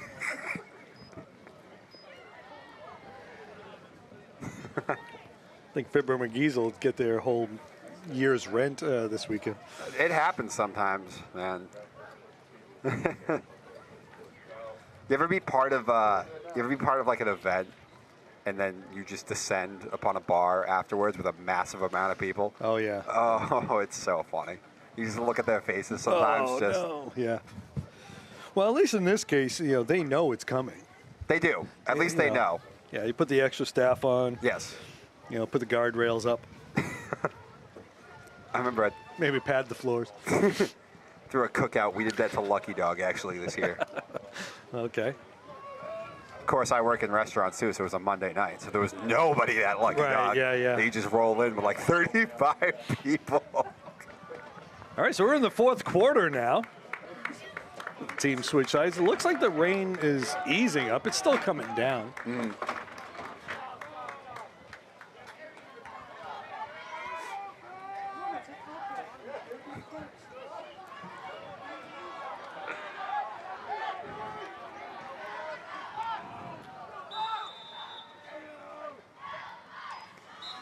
Yeah, what we got? Yeah, that's offsides. Things have slowed to a crawl here. Yeah. It's been a penalty-plagued second half. North Andover has at least 4. Yeah. I don't know if that's Beverly's first or their second. But as the fourth quarter opens here, I know we're sitting at least 5 or 6. Yeah, Panthers picking up quite a few yards this second half off of penalties. I know. All right, so you got Tim Pone on the outside, McKay underneath. Low, able to get it. Yeah, it was low. He had to rush it. Well, listen, it's a timing play, and the snap was low. It threw off the timing, and he just kind of had to chuck it and get rid of it. Luckily, I mean, listen, he missed the correct way. Third down and 4. Yeah. Not all misses are the same, by the way, for anyone listening in. You miss high on certain throws, it's acceptable. You miss low on certain ones, it's acceptable to miss that way. That's one of those. Generally in the middle of the field, right? If you're going to miss, you want to miss. Yeah, that way, if your guy doesn't make the catch, it just goes incomplete. Yeah, you don't have that tipped interception kind of thing. And kind of the opposite way on the outside. Yeah. You miss high, usually just goes out of bounds over everybody. Preston Danny going to roll to the outside, tries to get rid of it. Throws. Oh, and there's a pick. No, that hit the ground. No, it didn't. What? I thought I could hear it almost hit the ground. That's an interception right there. Okay. So that one picked off, just as we're talking about yeah. misses so that and was non-misses. Dante Rossi. And so the first turnover of the game is an interception. Remember, folks, if we do get the names mispronounced, it's because you coaches don't give us phonetic rosters. Exactly. Remember Basketball is worse sometimes. I mean, not basketball. Baseball, it's the worst. Yeah. Because it's handwritten. I know, yeah. Well, remember, we had that game in basketball last year because it's on YouTube. And a family member of a player kept on saying, kept on typing in how to pronounce the name over and over and over. And we don't see the chats. Yeah, so no, we don't really know. we don't see the chats. That'd be Shoestring kind of cool to tackle see right the there. chats, though, actually. I know, well, maybe not. Tackled by Jack The Considine. Considine with the tackle, shoestring tackle there. Gain of a yard. What'd you say? Oh, yeah. Mike Pirano in the booth tells us the chat's kind of quiet today. Speaking of the crew, got to give a shout out to everybody working the game today. We got our camera people up above us. They're the ones who are dealing with the rain more than we are. We're in a booth. That one hits the turf, and at least Billy's able to fall on it. So North Andover almost gift wrapped their first turnover of the game to the Panthers. Was not meant to be, but at least we'll back them way up here on the third down. But you know what? This is exactly where North Andover wants to be. Yeah. This is the game plan. Yes, Third and yeah, long. it is. All right, so we got, speaking of those cameramen, John McMahon, Tim Hezzy, Mark Lehman, Yes. all out there braving the elements, and the crew chief, Mike Pirano, along with Chris Harvey, taking care of business today. They make you and I look good, Dom. Yes. Although I don't know if Chris is here. Is Chris on vacation still? A little confusion. No, he was here this morning. Okay, he was here this morning. Okay. Throwing deep again. Billy across throws, and that is complete. Got it. They got to start coming after him, man. Yeah, that was. They really do. Jeff Volpicello. Nice Irish name. And we can say for whatever thing, you're missing guys on the back end. Yeah. You just can't hold up right now. Well, Coverage. yeah, I mean, they have to go after him. They really do. He had on some of plenty these of third and time. longs. Plenty of time to throw that in there. I don't know what his passing stats are, but he hasn't had many incompletions. He's only thrown it a few times. What was that? 4 for 5. I was gonna say, 132. I was going to say, I feel like he's only thrown like one incompletion. That's why we like having Phil Stacy in the booth with us. It's always the best when Phil's in the booth. That's no knock on Matt Williams. No. Matt does a great job, too. He should come up in the booth sometime for basketball. I know. Well, Phil's the hockey guy. He's not really the Oh, yeah, basketball that's right. guy. He doesn't. And I'm sure if there's basketball going on, there's also hockey going on. Yeah, so maybe so.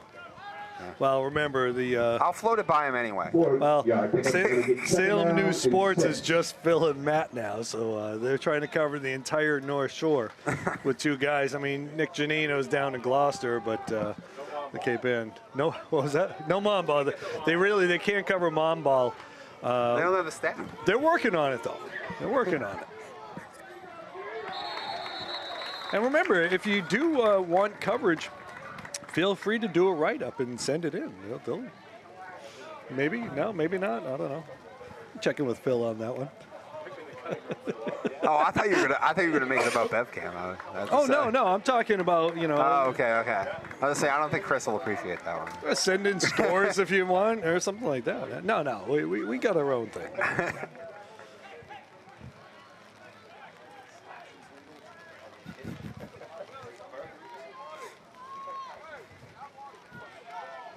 The mom ball starts getting out of control too. We need some guidelines, some rules. Then you just talk to the MIAA. Yeah, well, get them involved too. Do you really want press coverage down there? Still no updates though. Well, the MIAA will have a part of the press coverage too. There's the option. He got smacked after that. 2 loose balls though, both times. Unfortunately, Panthers ball not bouncing in their direction. Yeah, we've seen a couple of. That'll be the last time you see a pitch play. That will not happen again. Yeah. Fourth down. Let's see. You think they go? They get a punt. I haven't seen any personnel change, so it looks like they're probably going to go for it here. I mean, again, stuck in this no man's land. The punt's probably only get you, 15 yards? Yeah. So. Again, the way the defense has been playing, listen, this is the game plan, Rich. High snap. He's going to roll. He's going to throw deep. He gets hit. Throws and... Okay. Smart play there by I know, I was about to say, that actually was a really smart. smart play. Considine laid out Vincent on that play. It's a smart play. Fowler probably could have picked that off. It's going to be Understanding he probably wasn't going to be able to return it back to the original line of scrimmage. That's a smart play right there. It is. So Panthers get him off the field that time, and 7:23 still to go. Down 3 scores, though. Yeah, Jan Considine making Vincent pay the price on that play.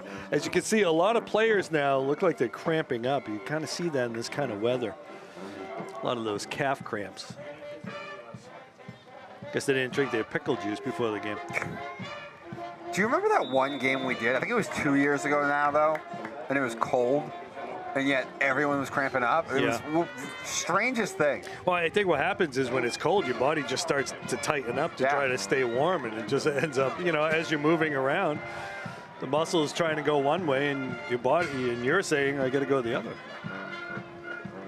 Oh, okay, so that was a handoff. So we're going to see Maverick Genest come in at quarterback. Okay. And he gave the handoff to Frost, got tackled for a loss. Again, remember coming into... Are they just waving the white flag, or Danny hurt himself?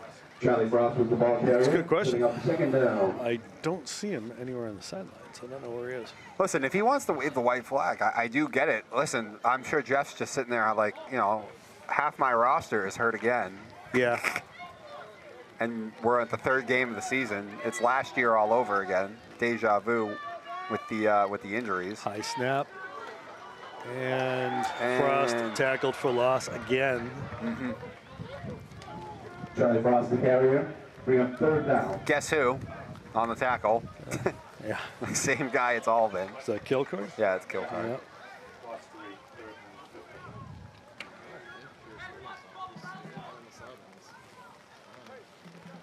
Yeah, I don't actually see Danny at all? No. I know. Uh-oh. I don't know how we just missed it if he did get himself, if he did get hurt. I mean, he may be on the sidelines. We just can't see him.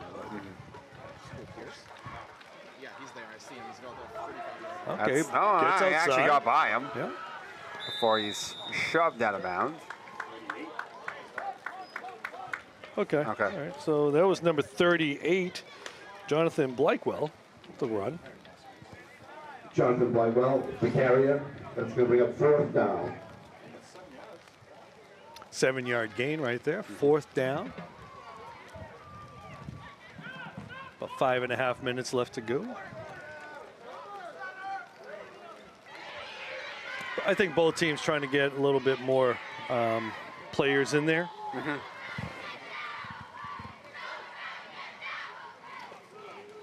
Viatek with the punt. Viatek's been one of the bright right spots. at about that 35 and rolls to nearly the 20. A very advantageous roll for the Panthers. I think it hit the line at about the 22. Yeah, Viatek's punting's been one of the bright spots today. Yeah. Special teams in general, they've hit both their extra points also. Yeah. All right, so 5:12 left to go.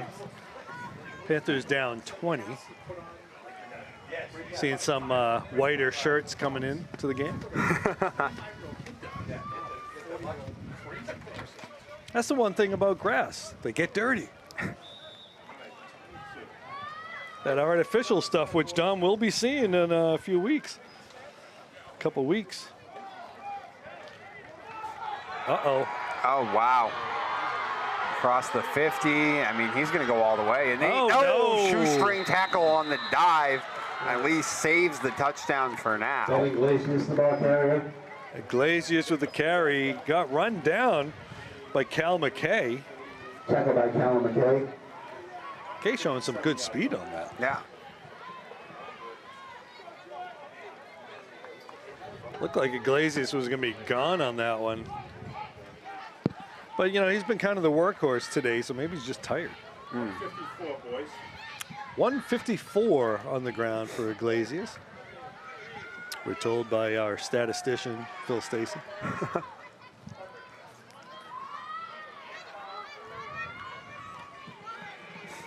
Straight keeper there by Vincent, trying to get Vincent's outside. got the outside, and he's dragged down. Vincent with the keeper.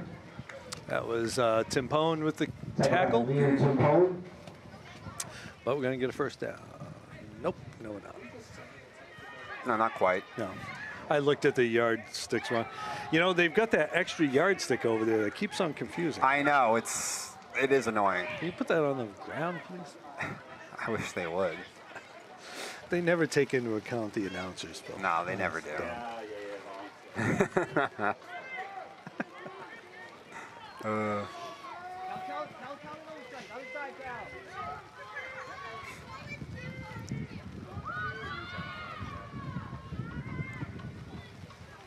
Let the clock run some. Yep. Down below the 3:30 mark now. Probably going to see this every play now. Hand off to Iglesias.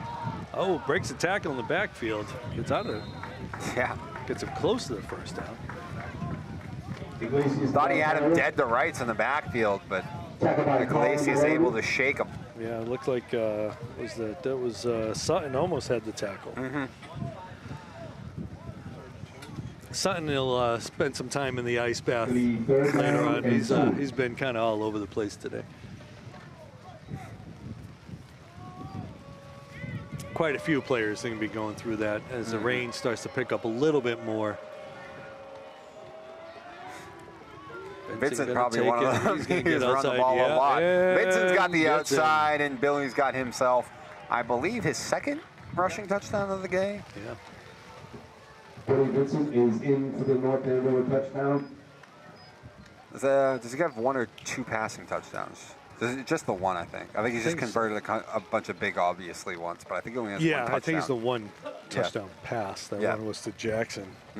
Yeah, shortly before the half. Yeah. So Vincent, though, another rushing touchdown. So last week, Vincent and Iglesias were Boston Globe Players of the Week. Yes. And their numbers are not, Iglesias doesn't have the lofty 240 rushing yards, but he's got a lot of touchdowns. And still, if they didn't get it last week, they could probably get it this week. They probably based on their could. performance. Well, does he have 4 touchdowns again? 3? Might have 3. Trying to think. Yeah, he's got 3. He's got 3. Vincent's got 2, and Jackson's got 1. Is that 6 touchdowns? Yeah. Yeah. Well, they've missed 2 extra points, so. Yeah, we missing one because it's 40. I think we're missing a touchdown. Yeah, whatever. Whatever. Splitting hairs at this point. Well, did you say Vincent's got 2 rushing touchdowns? I think he does. He's got. No, I think he does. He's That's what got I'm saying. 2 and a pass. So Iglesias Jackson's has 1. 3. Are we missing something? Might be. No, we'll have to check with Phil later.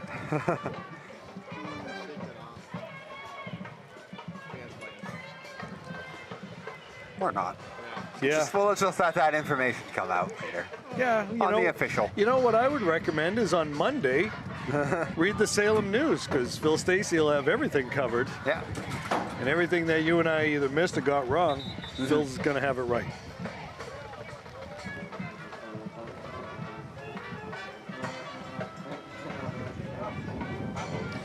So looking ahead, what do we got going on next week?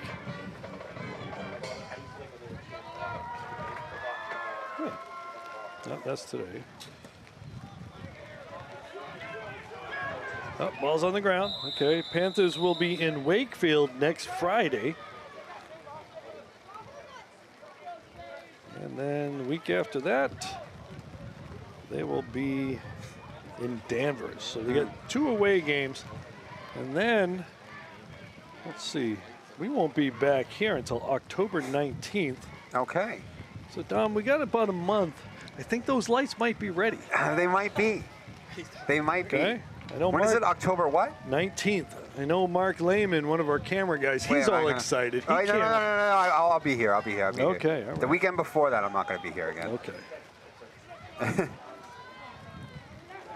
Oh. Okay, broke a couple tackles there. Again, that's number 38, Jonathan Blakewell. I'm trying to see right now opponents. our lead cameraman, Mark Lehman, was saying he can't wait to be hanging up in those stands with the crowd as he's working those cameras. We're going to need to know what the on a night game in October. Hell yeah, we're going to need to know what the fan squad's theme is beforehand, so we so our guys up in the stands can dress. It might be you and me up in the stands too. I don't know. It probably will be you and me up in the stands. I know. I've had a couple of games where I've had to do that. Up in the stands? Yeah, it's an interesting experience. Yeah. Some of the early days with Robert. We did a couple of road games even. They just couldn't be live. But we had to be up in the stands. We did a playoff game up in the stands. I remember someone shoot me a dirty look. I'm dead serious. Because you were in the stands, or because what I said? Oh, okay. Not a Beverly parent. Oh, the other side. Yeah. Like Frost and Moreland were smashing someone on the road. Gotcha.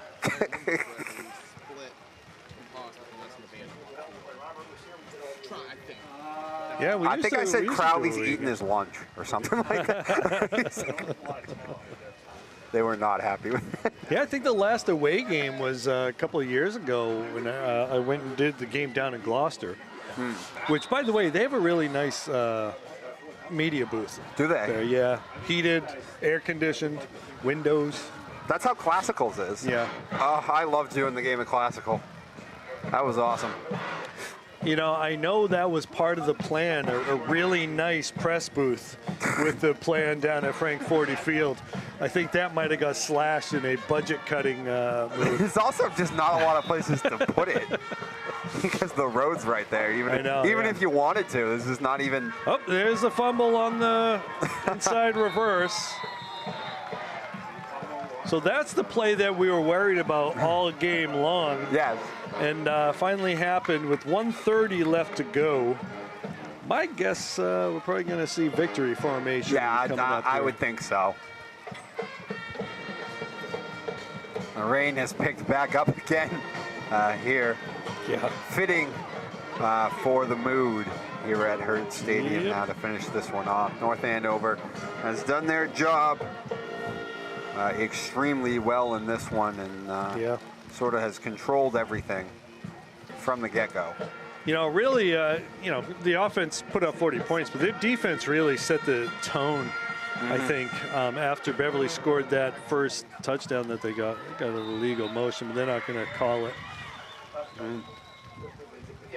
Again, the defense really prevented Beverly from establishing the run, which, in this kind of offense, you like to do. And so, especially when the weather's like this, too. It does no favors for you. I thought Danny Pierce threw the ball particularly well today, though.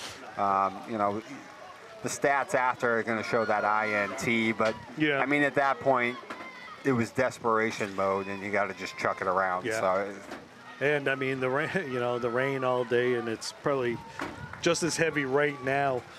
At any point during the game. It's probably worse now. It actually might be. It was pretty good at the very beginning. Yeah. But you're right. It might be at its worst now.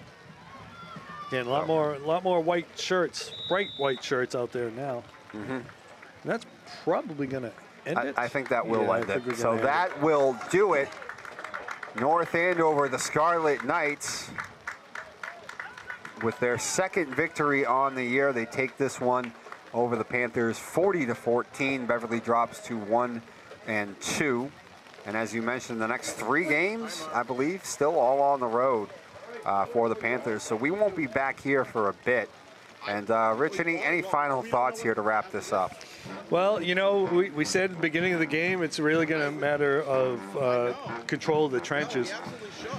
And North Andover was able to do that. They had those big boys up front, and they were able to establish their running game. And pretty much a lot of those same guys were able to stop Beverly from establishing their running game. And really the second thing we talked about, if Beverly wanted to pull the upset, they needed North Andover to make some mistakes, put some balls on the turf. Yeah. And to Panthers' credit, they didn't really turn the football over either, but North Andover did not turn the football over as well. Yeah. So they gave Beverly no freebies. Yeah, and again, the headline's going to be Iglesias, Vincent, but those guys can't do what they do if the guys up front don't do the job. So as much accolades you want to give those guys running the ball, you got to give the accolades to the guys blocking up front. Absolutely. All right, so that will do it for us. For Dominic Lorenzano and Rich Francis, signing off after this one. North Andover taking it 40-14. Have a great rest of your Saturday, ladies and gentlemen. And stay dry.